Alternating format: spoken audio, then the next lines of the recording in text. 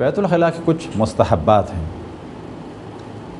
اس جانب توجہ رہنی چاہیے مومنین کی کہ یہ جاننا چاہیے کہ واجب کیا ہے اور مستحب کیا ہے۔ واجب وہ عمل ہے کہ جسے کرنا ہے، مستحب کون سا عمل ہے کہ جو کرے تو بہتر ہے لیکن نہ کرے تو کوئی گناہ نہیں ہے۔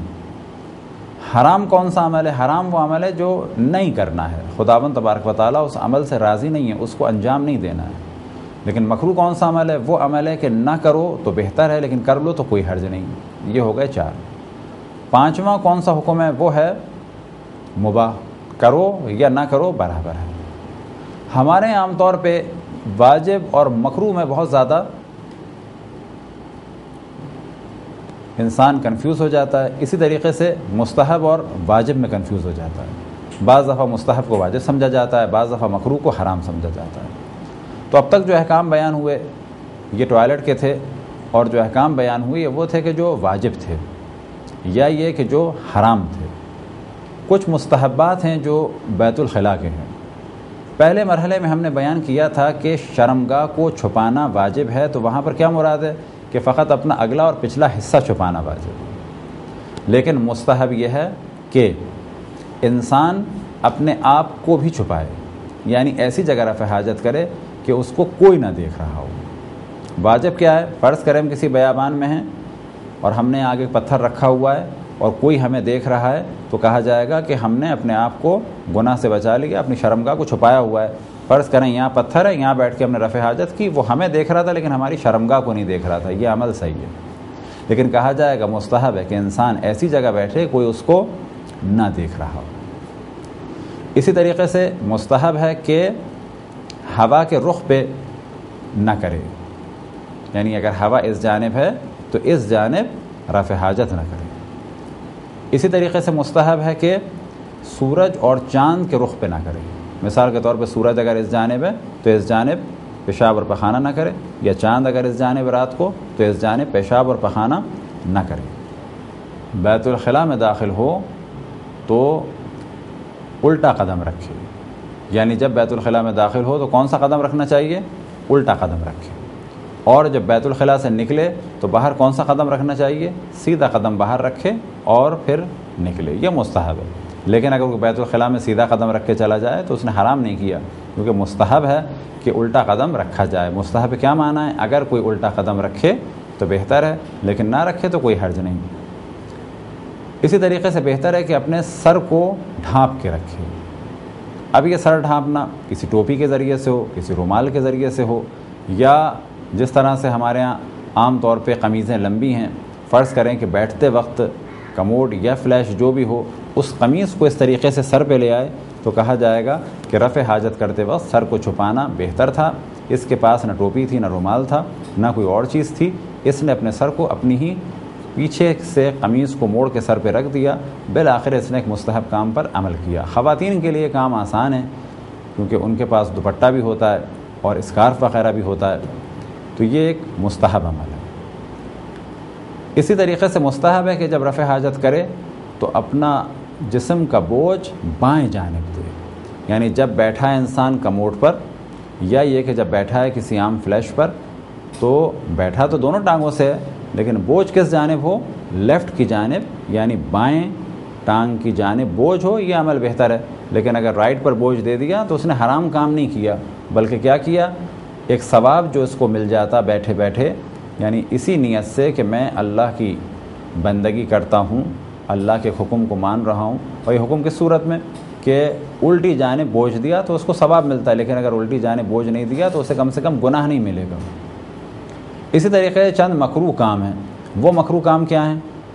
مکروہ کیا معنی ہے؟ یہ بالکل واضح ہونے چاہیے، اور انشاءاللہ مختلف دروس کے درمیان، درسوں کے درمیان اس چیز کی جانب توجہ دلائے گی تاکہ کانسیپٹ کلیئر ہو۔ ہمارے ہاں مکروہ کو لوگ حرام سمجھتے ہیں اور مستحب کو واجب سمجھتے ہیں۔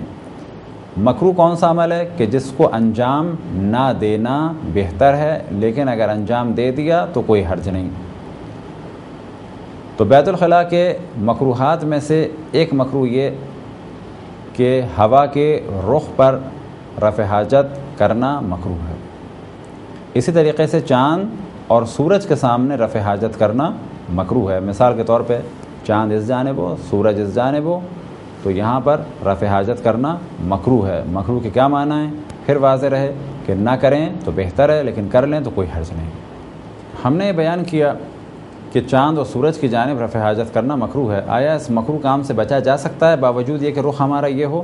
تو کہا جائے گا کہ ہم اس رخ پہ بیٹھے ہیں کہ جہاں پر سورج ہے یا جہاں پر چاند ہے، یہ کام کیا ہے مکروہ ہے۔ اگر اس سے بچنا چاہیں تو کیا طریقہ ہے؟ اس سے بچنے کا یہ طریقہ ہے کہ اگر کوئی چیز ہے کہ جس کے ذریعے سے اپنی شرمگاہ کو چھپایا جا سکے، فرض کریں کہ بیٹھے ہم ایسے ہیں کوئی نہیں دیکھ رہا، فقط سورج ہے یا چاند ہے، تو یہ عمل کیا ہے مکروہ ہے، حرام نہیں ہے۔ مکروہ کے کیا معنی ہے پھر کلیئر رہے کہ نہ کریں تو بہتر ہے، کر لیں تو کوئی حرج نہیں۔ اس مکروہ سے بچنے کے لیے کیا کیا جائے؟ مکروہ سے بچنے کے لیے اگر کوئی چیز ہو کہ جو سورج اور شرمگاہ کے درمیان کر دی جائے، مثال کے طور پہ اس طریقے سے کسی چیز کو کر دیا بیچ میں، تو کہا جائے گا کہ یہ کام مکروہ تھا لیکن اب ایسے بیٹھنے میں کوئی حرج نہیں ہے۔ بیت الخلاء کے مکروہات میں سے ایک مکروہ یہ کہ پھلدار درختوں کے نیچے رفع حاجت کریں، یہ عمل مکروہ ہے۔ اسی طریقے سے طہارت بہتر ہے کہ الٹے ہاتھ سے کی جائے، لیکن اگر کوئی سیدھے ہاتھ سے انجام دے تو کوئی حرج نہیں ہے، یعنی ایسا نہیں اسے حرام سمجھا جائے۔ ہمارے معاشرے میں اگر کوئی شخص سیدھے ہاتھ سے اس کام کو انجام دے رہے تو اس کو بہت زیادہ برا سمجھتے ہیں، حتیٰ اتنا برا سمجھتے ہیں کہ کوئی اگر حرام کام کرتا ہے تو اس سے زیادہ برا اسے سمجھتے ہیں کہ جو طہارت کر لے سیدھے ہاتھ سے، جبکہ الٹے ہاتھ سے طہارت کرنا بہتر ہے۔ لیکن اگر سیدھے ہاتھ سے طہارت کر لیں تو کوئی مضائقہ نہیں ہے، کوئی گناہ نہیں ہے، بلکہ بہتر ہے کہ یہ کام سیدھے ہاتھ سے انجام نہ دیا جائے، یعنی مکروہ ہے کہ سیدھے ہاتھ سے انسان طہارت کرے۔ کون سی طہارت؟ یعنی پیشاب یا پیخانے کے مقام کو صاف کرے۔ اسی طریقے سے مکروہ ہے کہ انسان رفع حاجت کے دوران، اب یہ رفع حاجت ممکن ہے ٹوائلٹ میں ہو اور ممکن ہے ٹوائلٹ سے باہر کسی بیابان میں ہو، جب بھی رفع حاجت کر رہا ہو مکروہ ہے کہ گفتگو کرے، لیکن اگر اس دوران کوئی دعا پڑھے تو کسی قسم کا کوئی حرج نہیں۔ ایک عام تاثر یہ ہے کہ کیا ٹوائلٹ میں اللہ سبحانہ و تعالیٰ کا ذکر کیا جا سکتا ہے؟ یاد رکھیں ٹوائلٹ میں اللہ سبحانہ و تعالیٰ کو یاد کرنا جس طریقے سے اور جگہوں پر بہتر ہے اسی طریقے سے ٹوائلٹ میں بھی بہتر ہے۔ حتیٰ ائمہ علیہم السلام سے ٹوائلٹ کے لیے دعائیں نقل ہوئی ہیں، اور کم ترین ذکر جو انسان کر سکتا ہے، کم ترین جو شکر کر سکتا ہے ٹوائلٹ میں، وہ کیا ہے کہ جب اس کے جسم سے نجاست خارج ہو تو وہ اللہ سبحانہ و تعالیٰ کا شکر ادا کرے۔ کیوں کہ اگر یہ نجاست خارج نہ ہوتی تو کیا ہوتا؟ انسان کو ڈائلیسس کرانا پڑتا اگر پیشاب خارج نہ ہوتا۔ اگر یہ نجاست یعنی پیخانہ خارج نہ ہوتا تو کیا ہوتا؟ انسان کو اپنا علاج کرانا ہوتا۔ بس انسان شکر ادا کرے کہ میرے جسم سے یہ نجاست خارج ہو گئی۔ اب اگر انسان اللہ سبحانہ و تعالیٰ کا شکر کرتا ہے ٹوائلٹ میں یہ سوچ کر کہ اللہ سبحانہ و تعالیٰ کی نعمتوں میں سے ایک نعمت یہ ہے کہ میرے جسم سے یہ نجاست خارج ہو گئی، تو یہ بہترین عمل ہے۔ البتہ ٹوائلٹ کی دعائیں بھی ہیں، انہیں بھی اگر کوئی پڑھے تو ایک بہترین ذکر ہے۔ بس بات کرنا مکروہ ہے، یہ الگ موضوع ہے، لیکن اگر اللہ سبحانہ و تعالیٰ کو یاد کیا جائے، اللہ سبحانہ و تعالیٰ کا ذکر کیا جائے حتیٰ ٹوائلٹ میں، تو کہا جائے گا کہ یہ مخالفت نہیں ہوئی اللہ کی، بلکہ اللہ سبحانہ و تعالیٰ کو ہر جگہ یاد کرنا ہے۔ اب یہ اور بات ہے کہ یہ یاد کرنا اس صورت میں ہو کہ جیسے انسان اذان دے رہا ہے تو کہا جائے گا اگر اس عمل سے توہین ہو رہی ہے، مذاق بن رہا ہے اسلام کا، تو یہ عمل بالکل غلط ہے۔ لیکن اگر دل میں انسان کوئی دعا پڑھتا ہے، اللہ سبحانہ و تعالیٰ کو یاد رکھتا ہے، تو اس میں کوئی بھی کسی بھی قسم کا حرج نہیں ہے۔ مکروہ یہ ہے کہ انسان کھڑے ہو کے پیشاب کرے۔ ایک عام تاثر یہ ہے کھڑے ہو کے پیشاب کرنا حرام ہے۔ کہا جائے گا کھڑے ہو کے پیشاب کرنا اگر نجاست کا سبب بنے اور اس کے بعد طہارت نہ ہو سکتی ہو اور یہ نجاست سبب بنے کہ انسان نماز نہ پڑھ سکے تو یہ عمل حرام ہو جائے گا۔ لیکن اگر کوئی شخص کسی مجبوری کی وجہ سے یا ویسے بھی پیشاب کرتا ہے کھڑے ہو کے، بعد میں ایک دوسری جگہ پاک کر لیتا ہے تو کہا جائے گا یہ عمل جائز ہے۔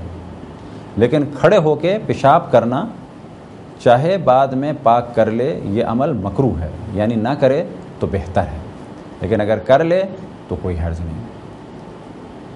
اسی طرح سے مکروہ ہے کہ انسان پیشاب یا پخانے کو روکے، یعنی جب بھی انسان کو حاجت ہو پیشاب یا پخانے کی کوشش کرے کہ جلد سے جلد رفع حاجت کرے، یہ مکروہ ہے۔ لیکن اگر کسی کو پتہ ہے کہ پیشاب یا پخانہ روکنا میرے لیے ضرر کا سبب ہے، مجھے کوئی بیماری ہو جائے گی، میری موت واقع ہو جائے گی یا کوئی اہم نقصان ہو جائے گا، فرض کریں کسی کو گردے کا پرابلم ہے اور ڈاکٹر نے کہا ہے کہ پیشاب روکنا آپ کے لیے انتہائی خطرناک ہے، گردے خراب ہو جائیں گے، تو ایک عام آدمی کے لیے پیشاب اور پخانہ روکنا مکروہ ہے، لیکن اگر کسی کو معلوم ہے کہ میری جان کا خطرہ ہے یا ایک اہم نقصان ہے جیسے گردے کا نقصان، تو اس صورت میں کہا جائے گا پیشاب یا پخانہ روکنا بالکل ہی حرام ہے۔ یہ چند احکام بیان ہوئے بیت الخلاء کے، اور اسی سے ریلیٹڈ مختصر سے احکام بیان ہوئے استبرا کے۔ خداوند تبارک و تعالیٰ سے دعا ہے کہ بحق محمد و آل محمد ہم سب کو اپنی اپنے رسول اپنی حجتوں خصوصاً امام زمان علیہ الصلوۃ والسلام کی معرفت اور اطاعت کی توفیق عطا فرمائے۔ وصلی اللہ علی محمد و آلہ الطاہرین۔